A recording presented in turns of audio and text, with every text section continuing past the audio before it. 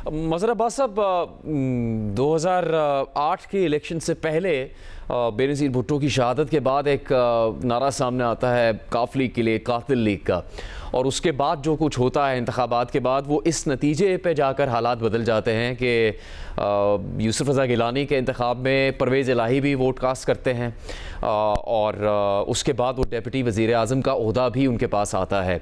तो उसका सारा क्रेडिट आसिफ अली ज़रदारी साहब को दिया जाता था कि उन्होंने मफाहमत के रस्ते निकाले और चौधरी शुजात और परवेज़ इलाही के उनसे रब्ता करने के बाद उन्होंने इस सारी गलत फहमियों को दूर किया और फिर काफ लीग और पीपल्स पार्टी के ताल्लुकात बहुत अच्छे रहे। तो वो मिसाल किसी तरह से भी आपको अब होती हुई नज़र आ रही है कि इस तरह की कोई बड़ी तब्दीली हो सकती है अगले आने वाले महीनों में इस नए सेटअप के बाद, जिसमें नए सदर का भी इंतखाब हो चुका होगा? देखिए, मैंने सुहेल साहब ने और हामिद साहब ने, हमने बहुत से इलेक्शन देखे हैं, बहुत से अदवार देखे हैं जी।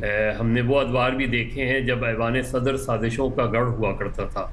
यानी जब गुलाम इसहाक खान जो है वहाँ ऐवान सदर में बाकायदा एक सेल बना हुआ था कि 90 के इलेक्शन जिस तरीके से हुए थे, और उससे पहले भी हमने देखा है ये इलेक्शन जो है ये शायद मादी के इंतखाबात के मुकाबले में बड़ा मुख्तलिफ इलेक्शन नज़र आ रहा है।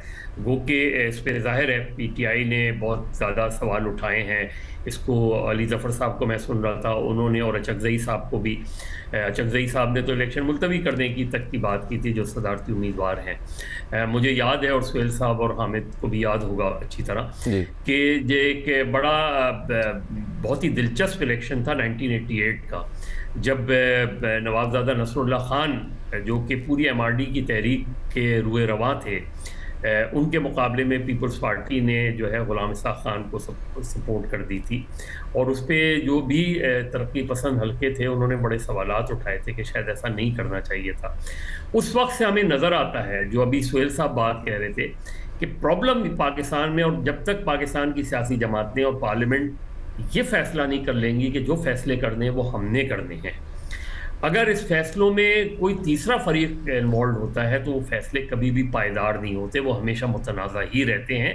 और जो हमें माजी में नज़र आया, देखिए 2008 मोहतरमा बेनज़ीर भुट्टो की शहादत के बाद जो भी पहले सदारती इलेक्शन हुए जिसमें आसिफ अली ज़रदारी साहब, उसमें भी सूरत हाल एक वक्त में ऐसी आ गई थी। एक वक्त तो ऐसा था कि पाकिस्तान की सियासी तारीख में पहली मरतबा हमने देखा कि मुस्लिम लीग नून और पीपल्स पार्टी जो है वो मुश्तरका काबीना का हिस्सा थे। गो के मुस्लिम लीग नून के वज़रा ने काली पट्टियाँ बांधकर जो है जनरल मुशर्रफ से वो ली थी हल्फ, लेकिन उसके बावजूद भी वो चीज़ आगे बढ़ी। बदकिस्मती से जजेस के मसले पे एक तनाज़ा खड़ा हो गया, और फिर हमने ये भी देखा कि एक वक्त ऐसा भी आया कि नवाज शरीफ साहब लॉन्ग मार्च कर रहे थे और ऐवान सदर में ये इजलास हो रहा था जिसमें यूसुफ रज़ा गिलानी भी थे, जिसमें फिर जनरल कियानी भी आए बीच में, और फिर वो मसला सॉर्ट आउट किया। लेकिन उसके सबके बावजूद भी ज़रदारी साहब ने ना सिर्फ ये कि अपने 5 साल पूरे किए, बल्कि बहुत 18वीं तरमीम जैसी तरमीम हुई जिसमें सदर ने अपने इख्तियारात जो है पार्लियामेंट के सुपुर्द कर दिए। और उसके बाद हमने पाकिस्तान की सियासी तारीख में पहली मरतबा एक बहुत ही पीसफुल ट्रांसफ़र ऑफ पावर देखा। एक न सिर्फ ये कि वज़ीर आज़म की सतह पे, बल्कि हमने सदर की सतह पे भी इस जो ज़रदारी साहब थे उनका टेन्योर जब ख़त्म हुआ तो उन्होंने अपना हल्फ दूसरे को दिया। तो ये ऐसी रिवायत है कि इसके बावजूद कि आरिफ अलवी साहब पे बहुत से सवालात हैं, लेकिन अल्टीमेटली अब हम फिर भी वो ट्रांजिशन तो कम से कम हम देख ही रहे हैं कि आरिफ अलवी साहब जा रहे हैं और ज़रदारी साहब का मुतवक्का तौर पे ज़ाहिर नज़र आ रहा है कि वही सदर मुंतखब हो जाएंगे, तो उन तक चीज़ चली जाएगी।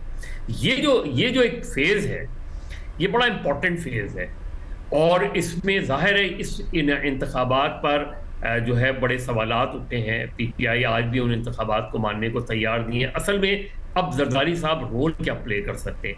अगर बीच में कोई तीसरा फरीक नहीं हो तो मुझे फिर लगता है कि यहाँ आप जो है ब्रेक थ्रू हो सकता है। लेकिन अगर तीसरा फरीक बीच में है और वो तीसरा फरीक का ख़ास तौर पे PTI के बारे में एक मौक़िफ़ मौजूद है और पाकिस्तान की पार्लियामेंट उस मौक़िफ़ से के साथ जाके खड़ी हो जाती है, तो फिर आप मुझे बताएं कि कैसे बातचीत, कैसे ज़रदारी साहब अपना रोल प्ले कर पाएंगे। मुझे नहीं लगता कि ये चीज़ इतनी आसान होगी। बात तो सीधी सी बात है, जैसे सोहेल साहब कह रहे थे जी जी। कि अगर आपने बात करनी है तो आपने बात का आगाज तो फिर बानी पीटीआई से ही करना पड़ेगा आपको।